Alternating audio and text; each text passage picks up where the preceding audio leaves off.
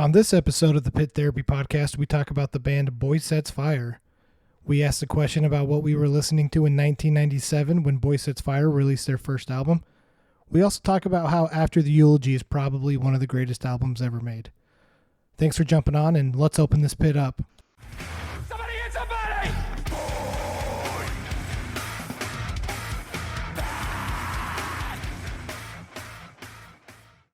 Hey everyone, welcome to this episode of the Pit Therapy. I'm Kyle, you got Trevor and Josh here. And we're going to be talking about some Boysetsfire today. So before we get into that though, how you guys doing?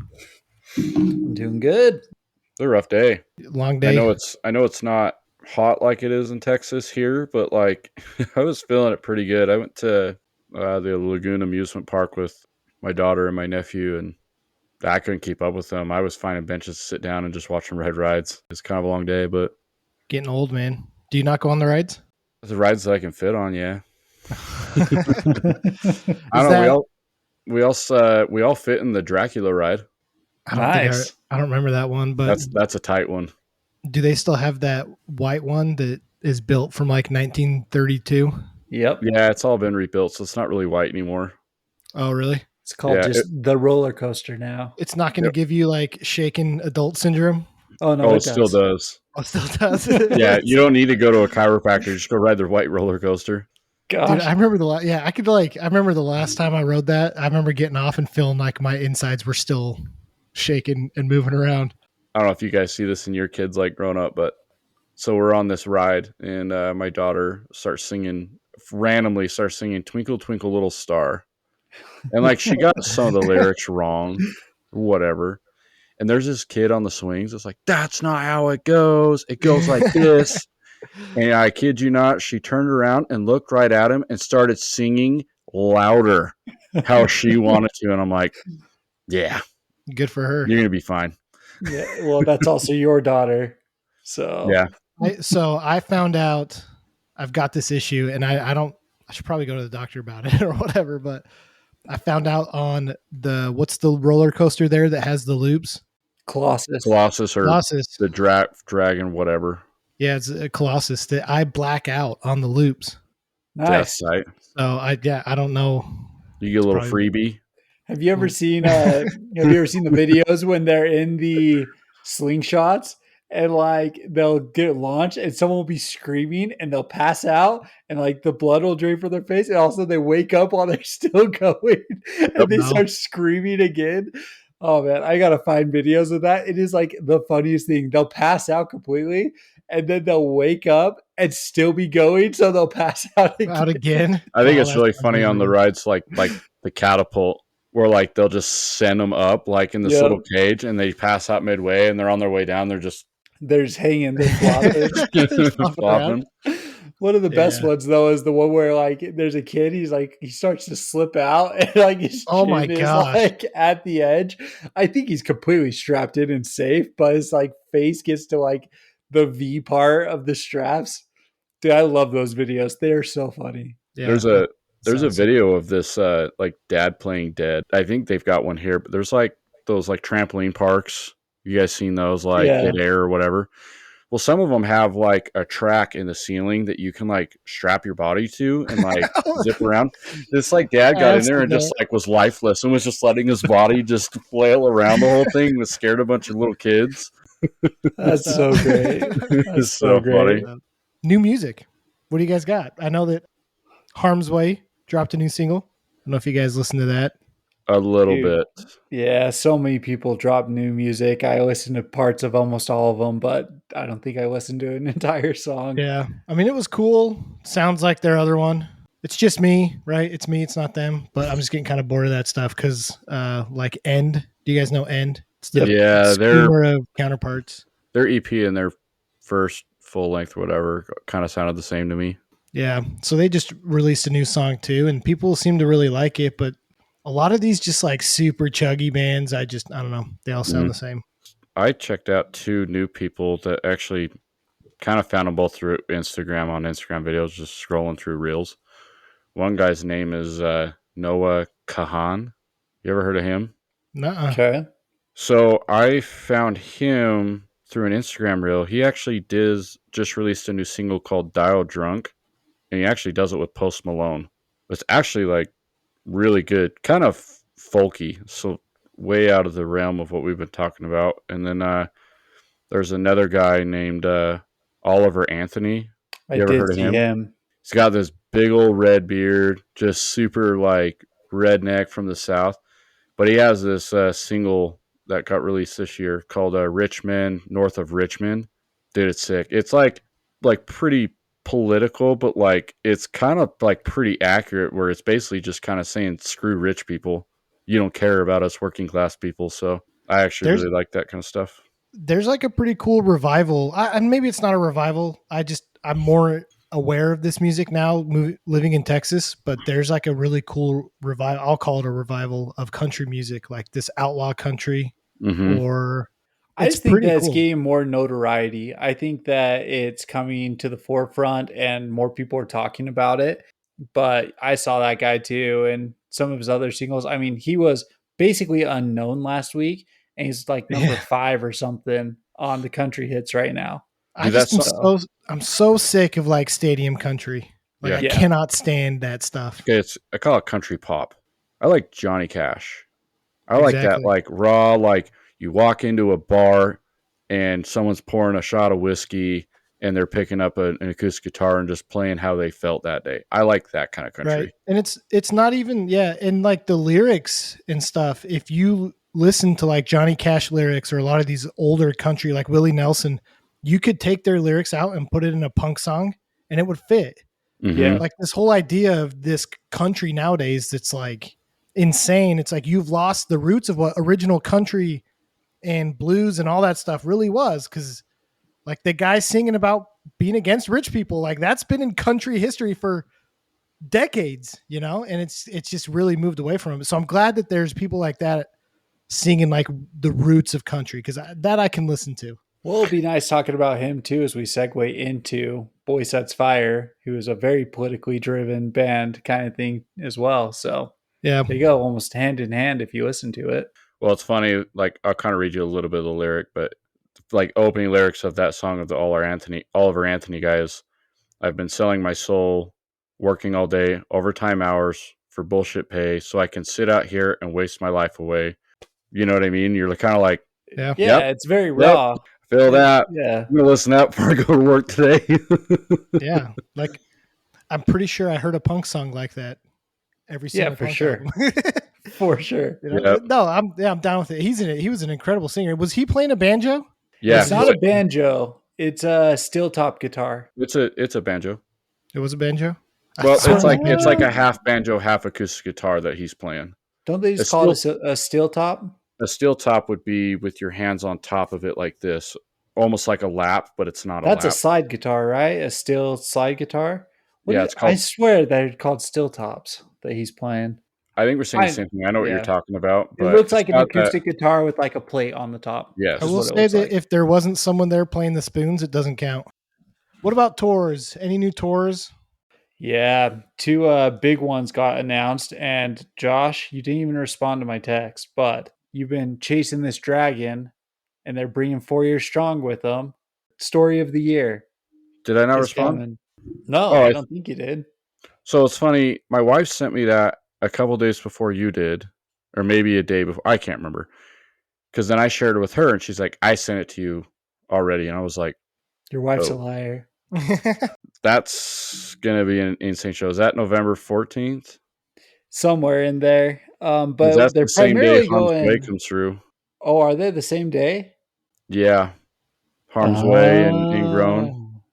I was I'll gonna go story of the say year over that, but Harm's Way is coming through as well. But yeah, Harm's Way, Fleshwater, Ingrown. And then the Story of the Year show is Story of the Year, 4 Years Strong, We the Kings, and Youth Fountain. So Youth Fountain's sweet. I'll be at Story of the Year. Yeah, Youth Fountain is so good. they are way good. I saw them on the last 4 Year Strong tour with was it Knuckle? Yeah, it was Knuckle Puck and Microwave. Yeah, Microwave's sweet too. FYA got announced. It's pretty much the same bands that have played the other two festivals that we've talked about out here. Right. Yeah, the big one though is Dying Fetus is on there. Did you That's guys true. see that? Yeah. So, have you guys seen the Twitter and TikTok of the Japanese kid who's swinging for Dying Fetus at like a German metal show, and the circle pit guy comes out and grabs him and like stops him? Mm-mm. Oh man. So Yeah, I like haven't. there's this kid, he's like swinging and stuff like that. So the hardlore guys put out there like, who's this kid? Let's sponsor him. Let's give him the FYA. So it's gonna be super interesting. But I think the hardlore guys are gonna try to get him out to FYA, which will be That's sick. cool. Yeah. So Dying Fetus is coming through here as well. I think one of the problems, the same problem that like when Cannibal Corpse would play, is they play these massive metal shows. So they're kind of that in between where like a lot of hardcore kids want to come see it too. Just doesn't mesh well in the crowd. I don't know. Just don't do cardio before and just go circle pit the whole time. Circle pit. Yeah. Bro, no one likes circling. I can't Yeah, get my. I'm down with a good circle pit, so don't even do that. I'm gonna throw my phone because I can't get anything to load. But there is a show that got announced. Have you guys ever heard of a band called Trip Hammer? No. No. So Trip Hammer is like one of the pinnacle bands of Salt Lake City hardcore from the 90s. And then in the 90s, like the big bands at that time from like a local perspective would have been like Trip Hammer, Climb, Clear, and or later Tamerlane and Lifeless. Anyway, Trip Hammer's That's like getting early 90s. yeah, about 90, 95-ish, 97-ish is about Okay. when they all started to kind of drift off and do their own thing. Yeah, Trip Hammer's getting back together to play a show for one night. I mean, the last time I saw Trip Hammer was in 2013, and that singer is so old. You think you're balding? This dude is like bald, but still kind of has long hair, and it's white and gray. He's got the Nasty. skullet. But the amount of energy they release playing shows, especially from the singer, is insane. So Sick. for nostalgic purposes, if you're ever interested in that kind of stuff, that would When's be a that? band you would. I'm trying to get my phone to load. It's coming up. Well, Look it up. While you're It's waiting in- on that, It's in November. I know that. Let me restart my phone so I can find it. dude, I swear, like September, October, November is just. Dude, this year, It's the like rest of every it's weekend. insane. I did hear rumors on the street is that NSYNC might be reuniting for a tour. I mean, Backstreet Boys did. I know. So NSYNC's got to do it, and you will catch me at that one, man. That was funny. I went to the gym the other day, and my buddy had a Spice World shirt on. Nice. There you go. I was There's pretty a jelly. I'm throwback. not gonna lie. You guys can't lie to me and say you didn't rock out to NSYNC when you were like 7. Oh, 100%. Oh, I did. It's Yeah. actually like in Apple Music, like my playlists get added up sometimes. Like it's tearing up my heart when I'm with you. Comes in, dude, and I'm like jamming Yeah. hard, dude. I'm down with it. If they come through here, I'm probably going. I know my wife will want to go, so no issue there. I was a bit more of a Backstreet guy myself, but Yeah. How weird of a wave is that, though? Say mid 90s to like very early 2000s, maybe 2002 is when it kind of dropped off. So maybe a total of like 7 years when it was like in your face. You had icons like Britney Spears, Christina Aguilera, Five, NSYNC, Backstreet Boys. 98 That- degrees. Yeah, and that or what is it? There's another anyway, just that kind of stuff. And then it was just gone. Like it just disappeared. I mean, kind Yeah. of. It Well, got the whole- taken like, over hot by item. Justin Bieber. It got taken over by One Direction. Like there was some more stuff that came through after Yeah, but that. the whole boy band thing hasn't existed until K-pop came out. Or like Spice Girls, you know what I mean? Like there hasn't been a group like that. It was like the thing. It was a hot item and then it just was gone. It's the thing in K-pop, man. Have you not seen that? No, I don't Boy follow K-pop. bands, synchronized dancing, all the boys. like, Hardcore just- tried to do with crowdcore. that's true. I just figured they all moved to SoundCloud.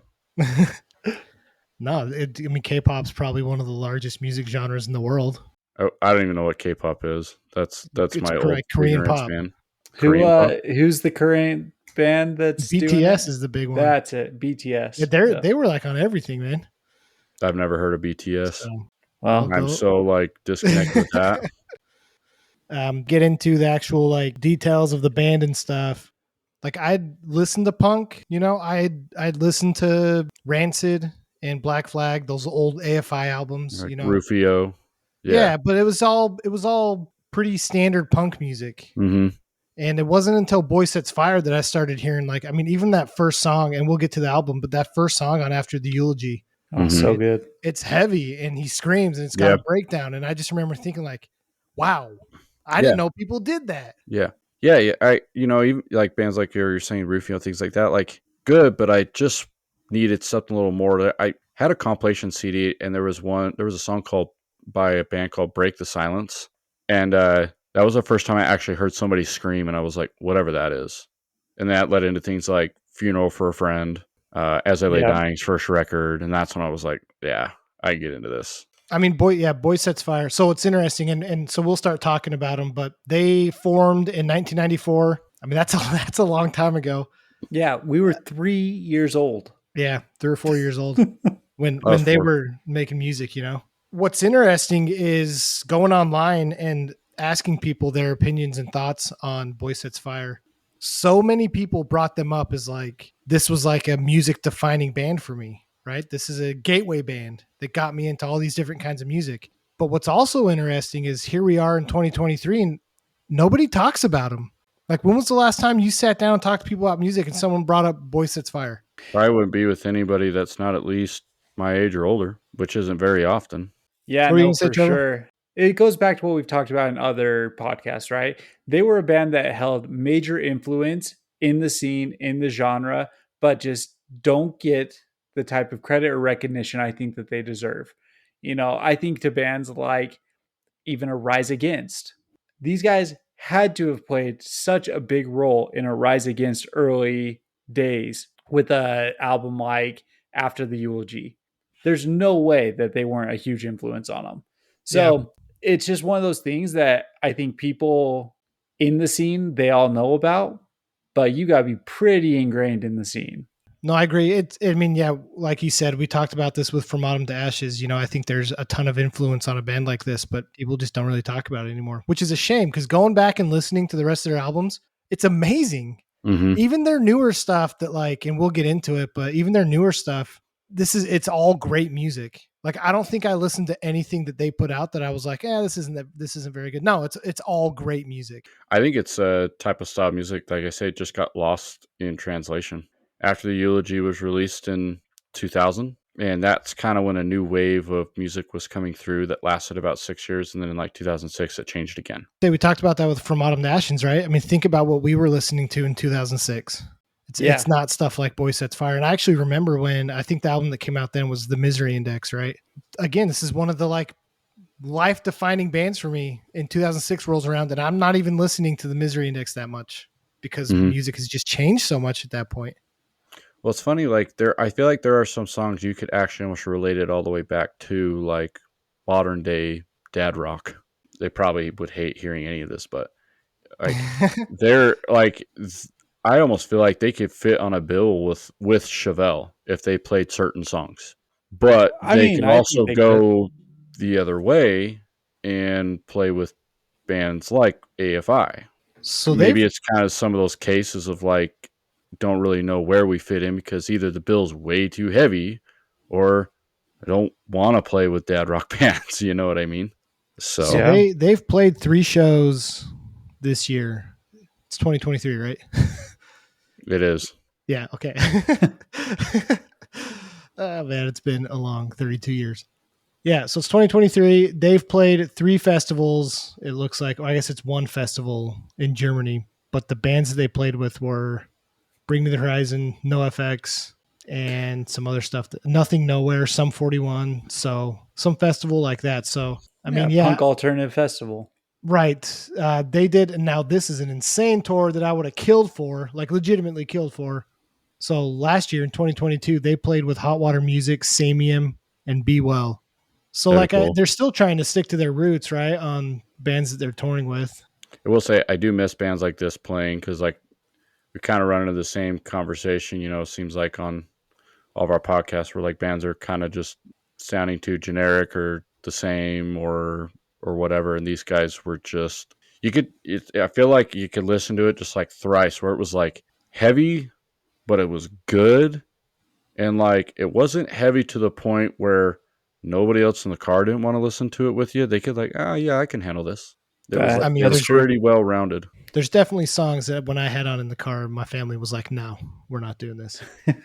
But yeah, no, I get what you're saying, that like there's a really good mix. I'll also say, in the same vein as Thrice, that the vocalist for Boysetsfire is one of the most unique vocalists in the scene. You listen to him, yeah, if somebody put a song on and you heard him sing, you're instantly like, okay, that's Nathan from Boysetsfire. Instantly. Yep. Yeah. And he's got a couple other bands that we'll talk about in a little bit, but you're exactly right. I mean, one of them even has like black metal influences, but he still screams kind of the same way.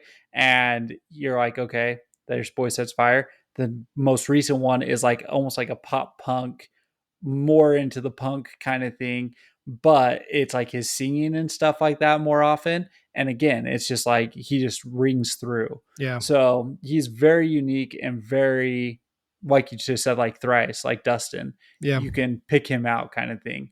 Mm-hmm. I know genre, like we've talked about dead genres. These guys, the genre is not dead, but this style of music in the genre, it's like dead today.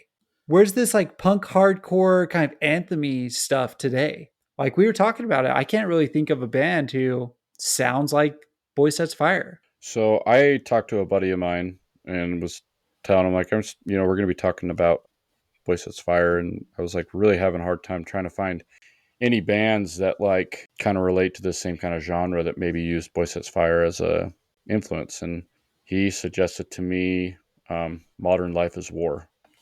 Okay. I haven't really dove into Modern Life is War at all, but I did listen to a few songs, and I can definitely find the relation. But I think, kind of what we've talked about a little bit is, to me, it seems like that this kind of style just isn't popular at the moment, or like right now, or hasn't been for a while.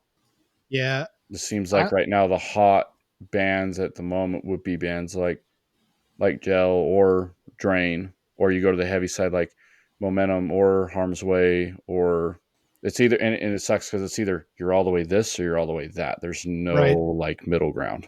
I just think that like in general, like more punky sounding music has kind of died down. I know that there are still some like traditional hardcore punk bands like Restraining Order or Gel, but even then that's way heavier than like, I mean, you listen to some of the songs on After the Eulogy or their first album, The Day the Sun Went Out, and it's like, you can definitely hear the like traditional punk sound and influence in these albums.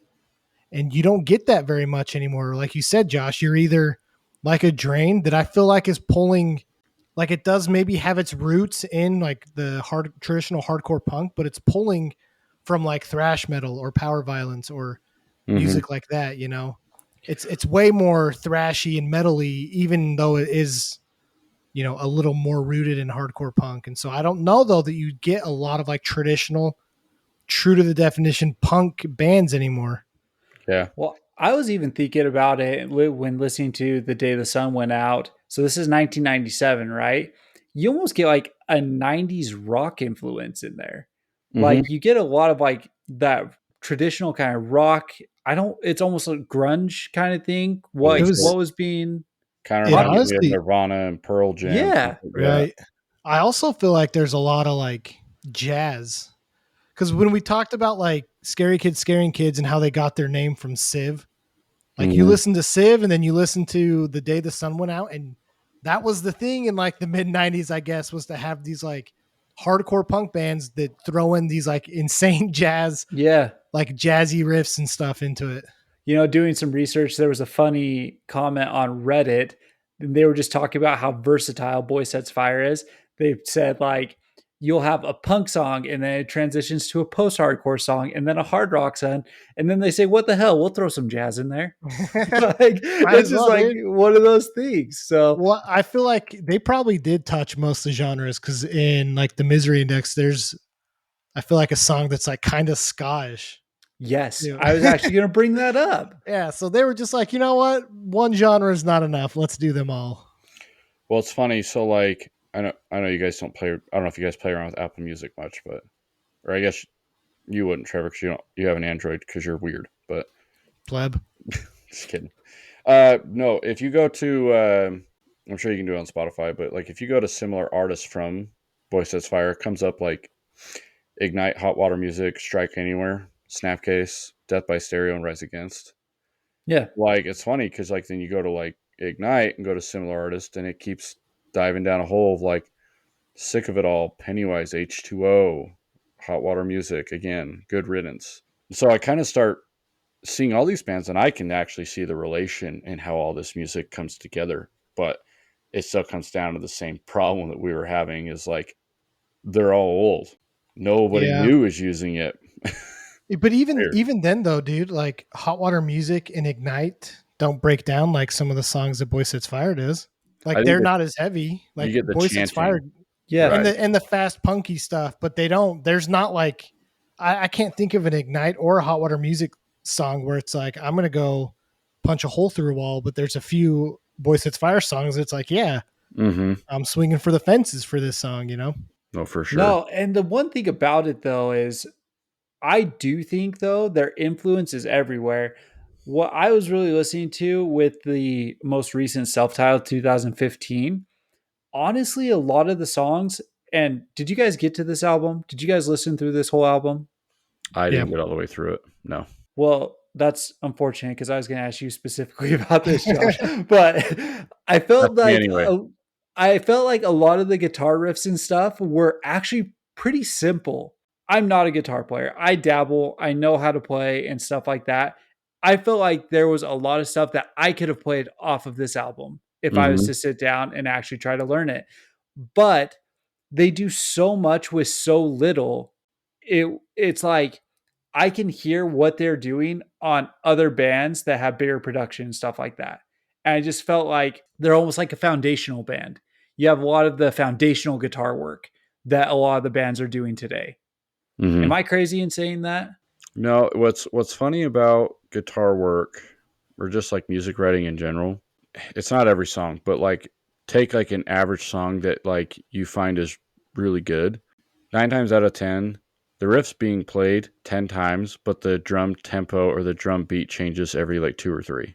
But like you never really pay attention to that cuz you're just like following like the groove of the actual music. And that's actually I think where the catchiness comes to and where things start to stick in people's brain is a very catchy riff where you just need to hear the melody and need to memorize how the melody goes, and then it's stuck in your head. It usually Right. comes from simple guitar riffs for sure. Yeah. I'll say that I agree with you, Trevor. That I don't know that like musically, like with instrumentals, that they were like groundbreaking, right? Where I feel like they found their uniqueness was with their vocalist. The way that he would sing, and Josh, you brought this up when I think you mentioned Parker from the story so far about how there's certain ways that they can sing certain words and how they change, They can pick how vocal high they're patterns. Yeah. like their vocal patterns and stuff. And the guy from Boy Sets Fire, I feel like, is the perfect example of that because like some of their choruses are just like it's pretty simple, just like strumming, and the beat's pretty simple, but the way that he inflexes on words and changes, his tone and stuff, it's just like, yeah, this is actually really cool, even though it felt kind of simple musically, Yeah. I mean, you could write a verse, or you could take the story so far. That track called this glass house. That's what it's called. The verse is like basically 2 chords, and then there's a little tiny melody, but it's all driven by his vocals. Yeah. And so, and the thing is, it's the same guitar structure, but the drums change halfway through, and so it keeps it interesting. So you start picking those things out, and you're like, "This is what you're playing. This is stupid." But like it sounds so good, Yeah, no, I agree with that. So, so the day the sun went out, 1997, just to a callback real quick, in 1997, I was probably listening to Backstreet Boys and NSYNC. Yes, sir. 100%. So it's cool to see an album like this come out that early for me, not being super old, but not being a youngin' anymore. A youngin. What did you guys think of the album? I mean, you definitely hear that they find their sound here. quality and production wise, it's probably not the best, but it's a first album, so it's in 1997, so it's probably expected. But what do you guys think of it? I didn't think it was bad, but like I kind of what you were saying earlier, Trevor. Like I get the '90s grunge feel for sure. It's just a little heavier. Yep, exactly how I felt about it. But then you have a song like Toy Gun, and it has like a full on breakdown in there. So like Mhm. this is where the hardcore starts to show through. I mean, they started back in 94, right? I'd be really curious to go and hear the 94 Boysetsfire. Were they more the grunge and stuff like that? And 97 is where they pushed the hardcore? Or was this kind of experimental for them? It would have Yeah. been interesting to see what was first. I had a hard time finding anything older. Yeah, I couldn't. Yeah. So That's funny. This '90s hardcore essentials came up that they're on, and it's. Yeah. I guess you don't. I don't think about all the bands because we're trying to thin it out, but they've got a band on here like Bad Religion and like Right. Descendants and Fugazi, but then you have a band like Earth Crisis, Madball, and Strife, or Converge. So there could be a lot of mixed influences. Like let's meet in the middle. I can Man. They see were that for definitely sure. like Out From of Autumn Soul- to Ashes. yeah, Mm-hmm. They just took from everything. Because I could almost see some Earth Crisis influence, like as far as music goes, but just different vocals. maybe we should give them more credit pioneering the post-hardcore genre, because that's Basically, the whole thing with it, right? I mean, Yeah. they're coming from Delaware, right? This is where all these bands were coming from back at that time. They were on the East Coast, they were in the New Yorks, the New Jerseys, all of that kind of stuff. They were in the thick of it.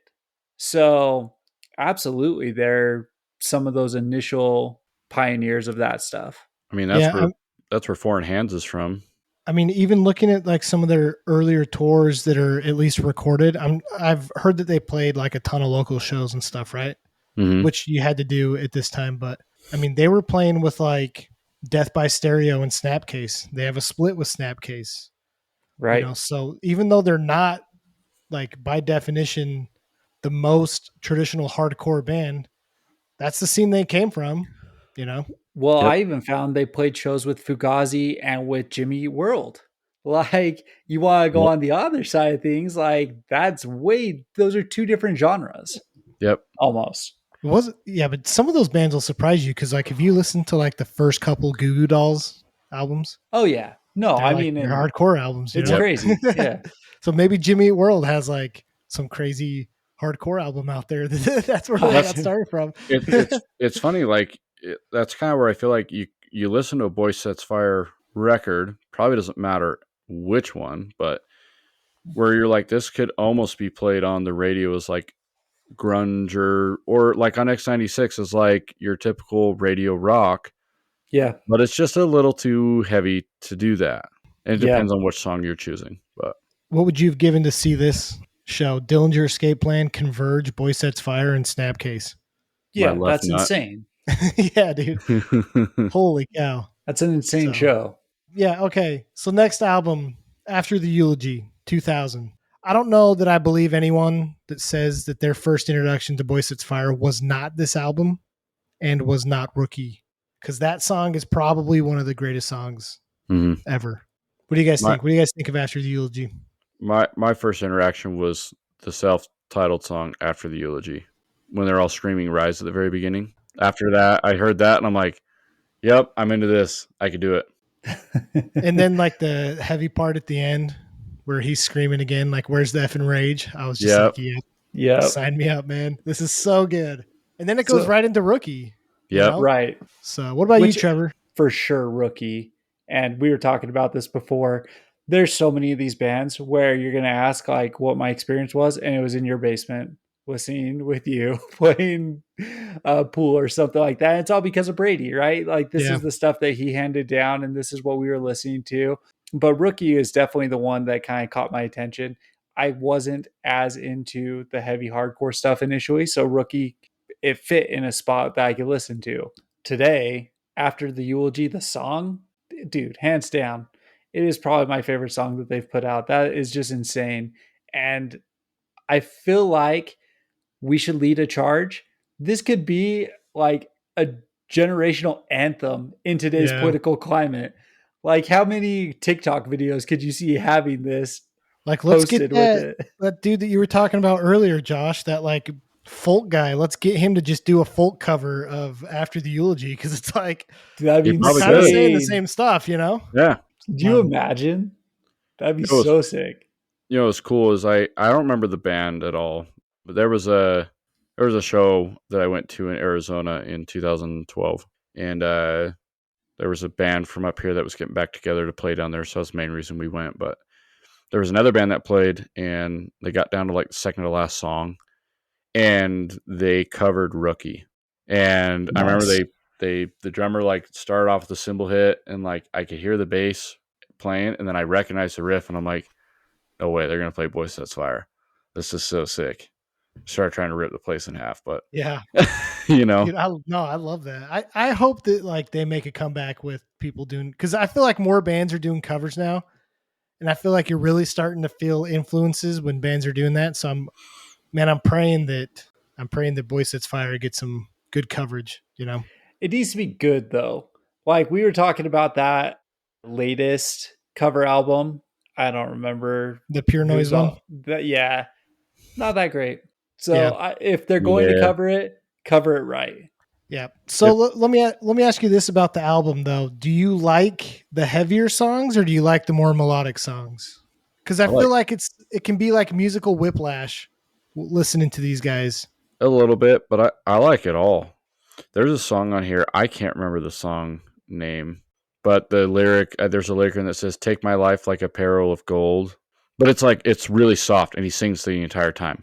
There's not even like electric guitar in it. It's basically just like clean guitar. I can't remember what the song's called, but I know it's on this record.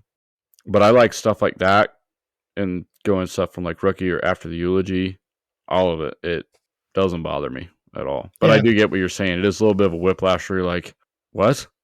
Well, I mean, this is good too. It's just weird. Yeah, Yeah. I go from like singing and feeling good to like throwing chairs down the hall, you know? Throwing the chair Yeah. down the hall and then like putting it back together, enjoying putting the chair Exactly. back to life. It's Yeah. interesting to me. Like, personally, I'm all for the hardcore influence with these guys. I think that they do hardcore so well.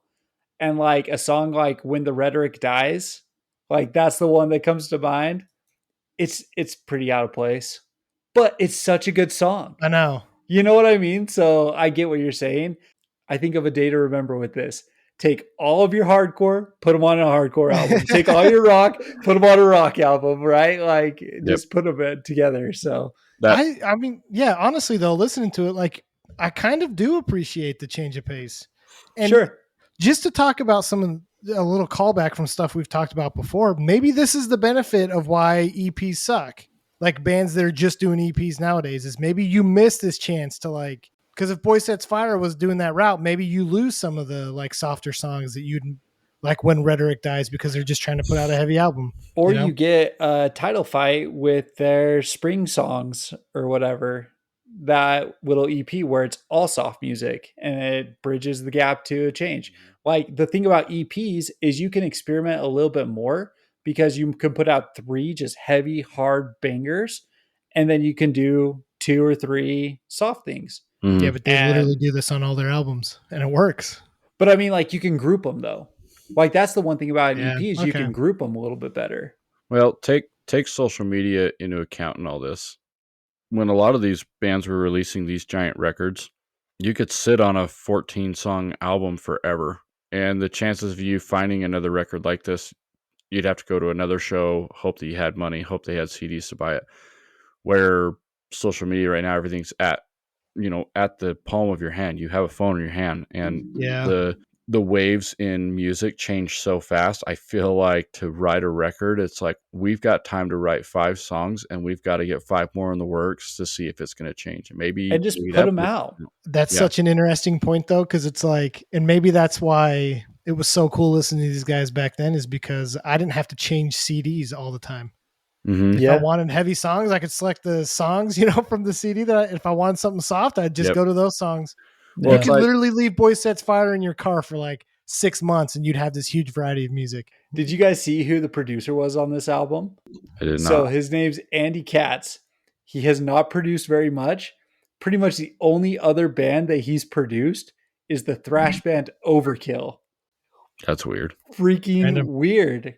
Like you go through his discography, it's Overkill, Overkill, Overkill, Boysetsfire, a band called the Bronx Casket Co., which is Overkill's side project. And so like it's like a straight thrash guy who's did this. And I honestly feel like even a song like After the Eulogy, that really shows through. Like how aggressive it was, how fast it was, and all of that stuff really came through. And then we're going to see with Tomorrow Comes Today or Tomorrow Come Today, they started to maybe change that a little bit, mellowed it out just slightly. Tomorrow Come Today, it's definitely not as heavy. That album came out in 2003. It's definitely a better produced album. Sounds better quality wise. I don't know. I'm torn between this album and After the Eulogies being my favorite. I think After the Eulogy might be more important, but I think I like the music from Tomorrow Come Today better. I feel like that's a nostalgia thing for you. After the Eulogy is way better than Tomorrow Come Today. That might be. Yeah. So, what did you think about this album? I think it sounded better, but in the same agreement that I can listen to it, but I don't attach to anything to it like I did to After the Eulogy. But I think that just comes down to how the songs just resonate in, like I say, receiving that record when I was 12 years old. But I just don't think any of the records was received well like After the Eulogy was. For whatever reason, and it doesn't make sense to me, especially in that time. No, I was going to bring that up because a quote from one of the critics said that you can only write the same song so many times. Mm-hmm. Yeah. Do you feel like that with Tomorrow Come Today? I feel like there's enough. Like, I feel like you can hear differences in this album. It's not the same as After the Eulogy. It's not as heavy. It's way more melodic. That's what I was going to say. I feel like they leaned way more into the melodic aspect of things, which it's strange because typically that's actually where I tend to enjoy more instead of the fast, aggressive, just more hardcore. I prefer that melodic approach a little bit more. But this one, like Josh is saying, again, don't get me wrong. I like the album. I would listen to this album front to back kind of thing, but it doesn't grab me the same way that After the Eulogy does. Like if I hold them up side by side, it's going to be After the Eulogy every time.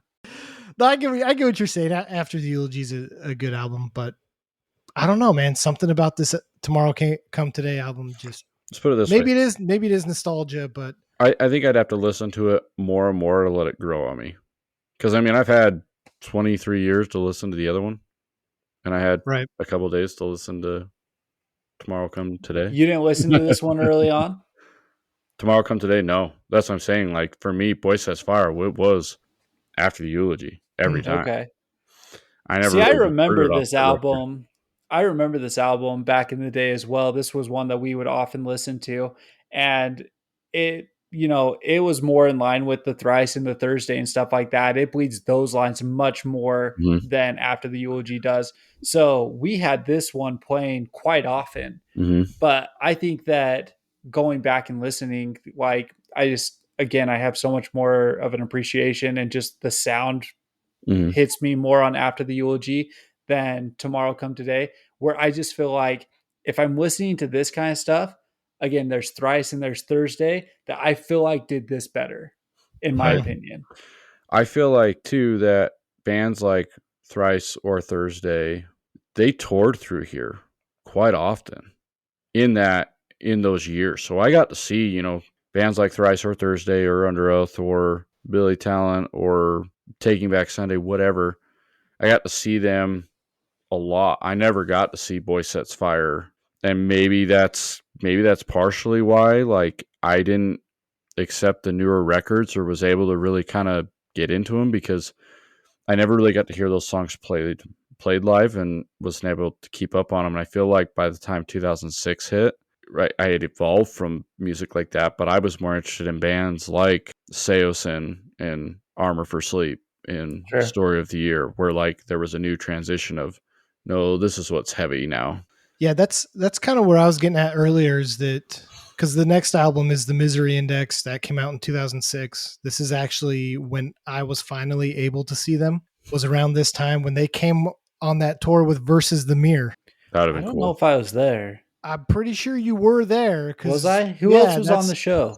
I know was- I saw Versus the Mirror, so I probably did see it then. It probably was Boysetsfire that was. Yeah, but that's kind of what we alluded to with the Fully Down. That was the other band. Oh, okay. I think I do remember that then. Yeah, I And want to again- say it was at the Avalon. It was at the Avalon. Yep. Okay. And I remember Well, I was there then. Yeah, I know you were there because I wanted to see Versus the Mirror. So. Right, and this is what we were talking about with From Autumn to Ashes, right? Is it's like, I mean, 2006 is still pretty young for us, but they started in 1997. You know, they've been 94. around the block for a while, and it's like at 2006 with all the new music coming out, I don't even know that we went to see Boysetsfire and probably were more leaning towards Versus Mirror. I don't know. It, You know, I mean, it would have had to have been that because, like, I don't recall seeing Boysetsfire, so it had to have been. I was going for Versus the Mirror and the Fully Down, like that Fully Down album. It was pretty good too. Yeah, but like 2006, they've been out for almost 10 years. Third album. It feels like the scene has moved on from them. I don't remember this show being necessarily wild. I had gone back and watched some YouTube videos for like when they were playing After the Eulogy and stuff like that. And those shows were nuts, like absolutely nuts. Sure. Mm-hmm. But thinking about remembering this show, like it wasn't packed. I don't think there were very many people there. If there were a lot of people there, they were probably old. Yeah. You know, old heads going. And it was kind of a bummer because I really like The Misery Index. It's not my favorite album, but it is a good album. Yeah, see, and I'm not a fan really. Like this Really? album was not very good to me. You said it earlier, Deja Vu, they have a horn section in there. It's almost like ska. Like at this point, they're 10 years old and they're probably like, hey, what other kind of genres can we tour with? Let's put out a ska song. So, well, like the song on this album, So Long and Thanks for the Crutches, has like a part at the end where it's like rap beats, it's like hip hop beats, some like speaker. Yeah. Yeah, they did a lot of real weird stuff. Yeah, it's like weird spoken word stuff. They did a lot of weird things. It had its high points. Requiem, Final Communicate, whatever that is. Like those are good songs. Like it definitely had its high points, but in my opinion, not a very good album.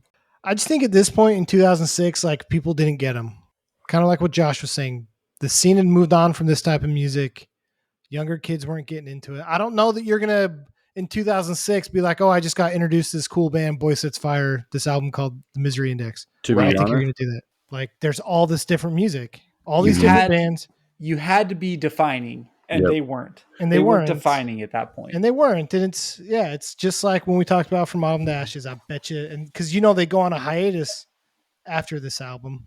And it's probably one of those things where they look around and they're like, we don't recognize the scene. They don't recognize us. Yep. It's not the same. Well, to be honest, I think if you were to, maybe we're all in agreement, if you were to take a record that defined music in 2006 would be Under Oath's Define the Great Line. 100%. I mean, thrice released Alchemy Index. I didn't even touch it. Oh, no, like if you're not saying Define the Great Line was like the album of the year that year, and you're in the scene, you're wrong. And so like if it came down to like, hey, Boysetsfire's playing, they're going to play After the Eulogy front to back, or hey, Under Oath's coming and they're playing Define the Great Line. Which one are you going to? I would hope that Boysetsfire's opening for Under Oath at that point. Like, think about like 2006 stuff. Like you're 16 years old, and that's 100%. Where I think it just like that's cool, but. No, you're exactly right. And that's exactly what we did. Because it was like we were going to Haste Today. Right. We were going to Under Oath. We were going to Seo Sin. We were going to As I Lay Dying. I Lay Dying. We were going to August Burns Red or things like the Acacia Strain and stuff like that. We're not really going to Boysetsfire. Right. Yeah. And if they had headlined, I don't think they would have pulled the same kind of crowd. Well, they didn't. 2006, man, they didn't. Oh, they were the headliner? Yeah, they were the headliner. Oh. Yeah, exactly. Well, I will okay, well, there you go. The other interesting thing, and I've been able to see this that I've moved out of Utah, that we had a very weird scene there because, like, you go back east and punk and hardcore, it's the same thing. Mm-hmm. You know, the same kids that are going to punk shows and circle pitting were the same kids going to hardcore shows and throwing down with each other. But Salt Lake City was never like that. And it was very different. And maybe that's why we just have this weird view of Boysetsfire because the scene in Utah just didn't really, we didn't relate to that. That wasn't us. One thing I think like scenes back east have that we don't and just have never really had is I think one, they have a lot of big bands in their hardcore community and they all, either share members or were all friends before they were in bands, but they're able to kind of get their community to come together to put shows on and stuff like that. You're right. Like they were probably all friends and it was way more accessible. Right. Well, I Because mean, if you couldn't play in New York, you drive 30 minutes across the river and you play in New Jersey, right.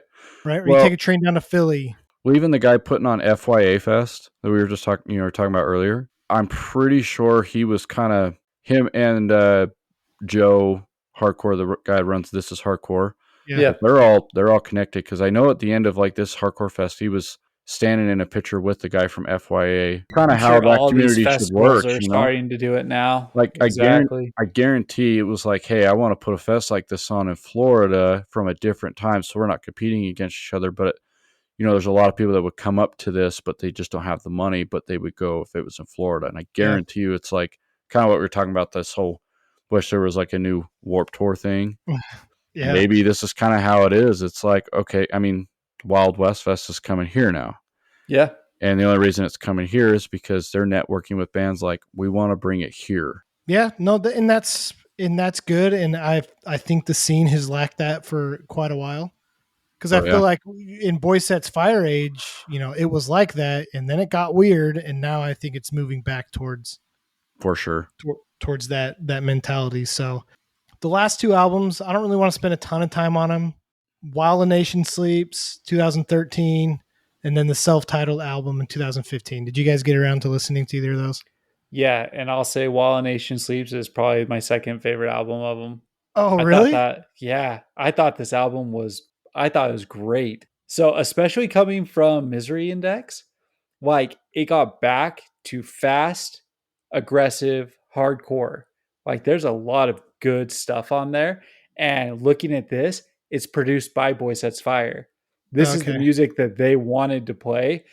And I think that it is probably the one that sounds the most like After the Eulogy, in my opinion. Mm-hmm. See, I'll disagree because I thought it was kind of meh. Like it's definitely heavier, but I didn't feel like it was necessarily anything special. But I did feel that way about the self-titled album. See, I felt the opposite. Yeah, because I listened to a lot of the self-titled album and I thought this sounds like Boysetsfire. They've got good heavy songs, but they also have like some songs with amazing choruses, like Cutting Room Floor. Like that chorus to me was like you could have taken that song and put it on like Tomorrow Come Today or After the Eulogy, and it's like it fits right in. See, and that's interesting. That must be what our ears are listening for differently, because I was listening for the heavy. I was listening for the hardcore and the aggressiveness. And so that's why While a Nation Sleep really caught my attention. And the self-titled, it was good, but this is what I was asking earlier. Like, I felt like a lot of the guitar was very generic. Like, not generic, very basic is the word I'm trying to say. Like, it was a very foundational album in terms of like, someone else could go and put something over the top of it and elevate those songs, in my opinion. Well, it's kind of funny. So, kind of a small world. So the self-titled is licensed under Bridge 9 Records. Mm-hmm. Bridge 9 was a record label started by the vocalist from Have Heart. Sick. Cool. So, I guess maybe almost in translation of maybe where there is some influence, Have Heart's second record isn't too far off from Boysetsfire. Yeah, and neither is Fiddlehead. What was the band that we were? It was a while ago that we were talking about that is almost kind of the left off project from Have Heart. Remember the name? That's Fiddlehead. That's who Kyle's talking about. No, start with an M. Fiddlehead's the guy, the lead singer from Have Heart. That's his, I guess, new band.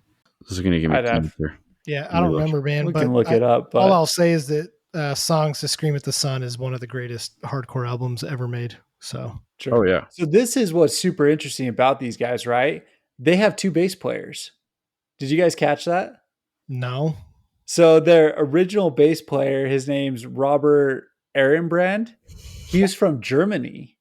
And when they went on hiatus, he moved back to Germany, got married, had some kids and stuff like that. So when they started talking about reviving Boysetsfire and everything, they called him and they're like, "Hey, we want you in the band. We want you part of this." He goes, "I'm not coming back to the US." And they go, "You play Europe, and then we're going to have our tech. His name is Chris Rakis, play all the US shows." So when they play in the US, it's one guy. When they play in Europe, it's another guy. And Boysetsfire is massive in Germany. They're massive in Europe. it's cool. So they have 2 bass players and they're all friends. That's why there's 6 of them in the pictures when you look at it. There's the 2 bass players who are both in there. So it's really interesting. So I know that they had a guy that broke his back, and I know that they got one of their crew guys to That was finish a a tour in Europe. guitarist, I'm pretty sure. Okay. Yeah. I didn't know if that was the same thing, but yeah. But yeah, it's cool going back and talking about some of these bands, because I think you forget like how important they are to like where you've come musically.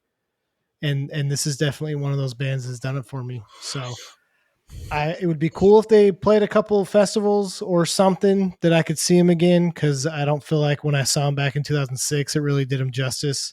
Maybe they'll be super old and do like a 40-year anniversary of After the Eulogy or something, but I'd go pretty hard for that too.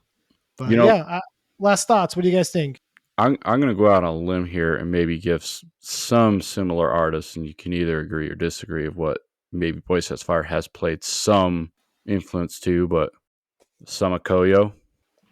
Sure. Yeah, they're old, like older stuff before it got really pop punky. Yeah. One Step Closer in Magnitude. Sure. I think almost if you're finding the relation in them with like Have Heart, and you find relation to Have Heart to them, it could just be like the next evolution from that. The problem is, I mean, you can't really nail down a definitive sound for Boysetsfire. So Right. yeah, sure. There's a song somewhere in their discography that reminds me of Magnitude. Sure. Yeah.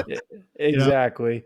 I think that there's just so much here. Pretty much if you name a hardcore band, I'm probably going to say yes to it, because like they had just straight hardcore on there and it was legit.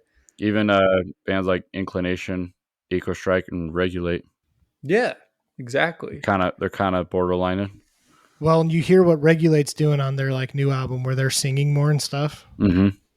And it's like, I mean, there's bands like Boysetsfire that have blurred those lines before, so why not? But so what we were talking about before, if you're interested in it, side projects or other projects that these guys did, Nathan Gray, we talked about his unique vocals. He did kind of like a black metal band called I Am Heresy, which I thought was super good, super interesting. It's like black metal with a hardcore flair. And so I really like that. He's currently in like a punk, kind of pop punk type of band called the Iron Roses. He sings a lot more in it, so you get a lot more of his Queen tones and stuff. That's really good. The band that has blown me away, though, is Ways Away. This is with their drummer, Jared Shavelson, and the vocalist from Stick to Your Guns. It's so good, but it's like almost like an indie, just rock type of thing, right? And then there's a couple other ones. He's also in the Hope Conspiracy and Paint It Black, which is just like a straight punk, hardcore punk type band. So if you want more Boysetsfire, there's other projects that they're involved with. That's all I've got on this band. So hit us up on social media if you guys disagree with Trevor, and let us know what you think. Yeah, this is a cool band, and I wish more people talked about them. So let us know what you guys think about Boysetsfire.